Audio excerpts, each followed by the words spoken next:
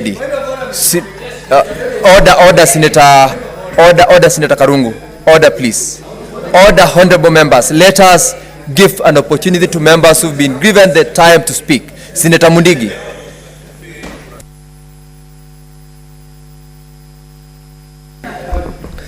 Asante Bwana Spika kwa kunipa ruhusa niweze kuchangia mambo ya kujenga manyumba, na ningetaka kusema kama kuna watu wafai kukataa mambo ya manyumba ni Senator Okiya na pia Senator Landama, kwa sababu mwaka 2005 nilikuwa huko Kisii, pahali inaitwa Gogo, pahali na Migori, pahali hakuna chochote. Kwa hivyo ningeomba kama serikali ya Kenya Kwanza, kitu ya kwanza ile kaunti ya Kisii nyuma ingeanza huko, kwa sababu hakuna tofauti sana kubwa sana ya Embu na Kisii. Na ninakumbuka vizuri mambo ya manyumba, watu 150 wameajiriwa, ni vijana wetu, ni wachana wetu, wengine ni watu wa kujenga, wengine ni watu wa stima, wengine ni wa kusafisha.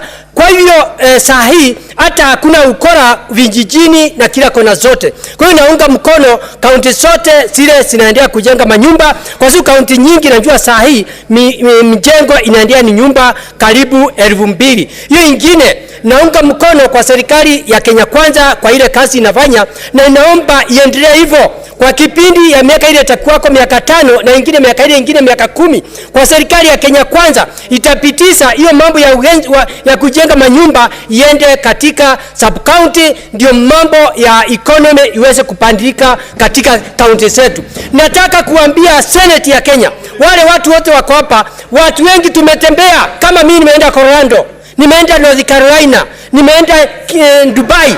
Ile mambo nimeona huko haikuanza saa hii, ilianza na mambo mengi. Kwa sababu nakumbuka hata ukienda kule mambo watu wanalamika mambo ya gari, vile mtu analipa kutoka asubuhi mpaka jioni shilingi 100. Kule unalipa masaa 2 shilingi 200, na ikiisha hiyo masaa unaondoka. Kwa hivyo naomba serikali ya Kenya Kwanza, walio wengi na walio wachache, tuungane pamoja ndio tuweze kupitisha mambo ya kujenga manyumba, ndio tuweze kupandisha Kenya yetu juu ya economy recovery na kila mambo ingine. Kwa hivyo nataka kukosoa wale walio wachache, watuunge mkono serikali ya William Ruto na Rigathi Gachagua kwa hii kipindi ya miaka 5 na ingine miaka 5. Tutaendelea hivyo na tutawashinda, na mambo ya nyumba itakuwa inaonekana kila kona zote. Sio mambo ya manyumba peke yake, kuna mambo mengi inavaa serikali ya Kenya iweze kuangalia. Tumeona mambo ya fertilizer, mambo mingi tumeona. Kwa hivyo tuunge mkono serikali ya Kenya Kwanza. Asante.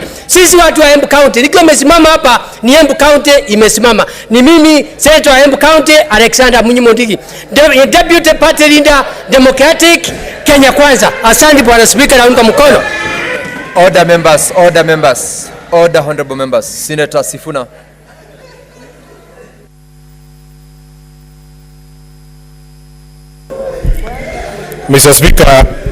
Mr. Speaker, nothing surprises me anymore these days.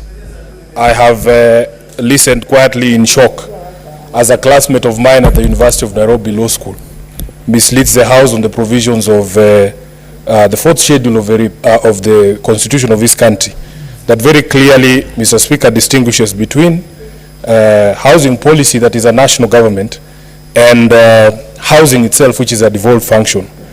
Mr. Speaker, there will be passionate representations from our colleagues from the majority, but I have lived long enough to see, in the space of less than 6 months, people arguing as passionately as I can see my colleagues in the majority arguing for a bill in the National Assembly, the finance bill, only for them to turn around and realize that what they were arguing very passionately for was something that was against the interest of their own people. We in the minority have objected to this bill, and I want to go on record as objecting to this bill on principle, because we believe that housing is a devolved function, and as a senator sworn to protect devolution and the interest of their counties, I cannot in good faith support this particular bill. Mr. Speaker, in the fullness of time, I want to believe that one day reason will come to our country. But as it is right now, because we understand our position, as a minority, we know we are outnumbered in this house. As a whip, I can only guarantee 16 votes in support of devolution in this house.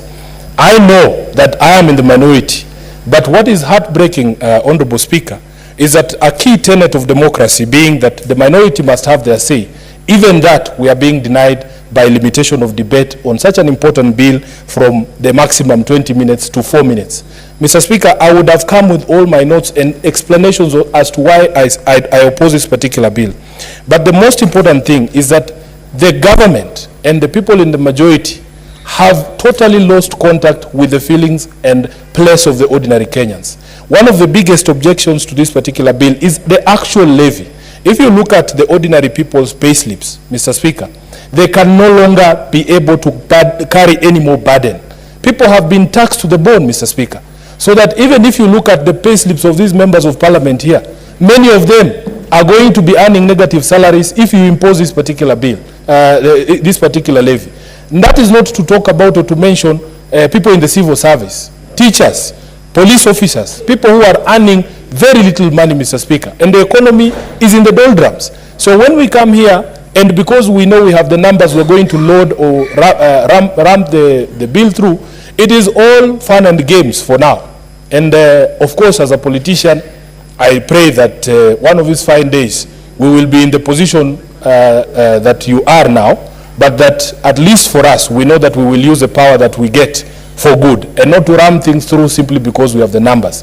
Mr. Speaker, in this House, if we are going to continue like this, then possibly there is no point of debating. We should behave the way the Speaker has behaved today, putting the question without bothering to hear the other side.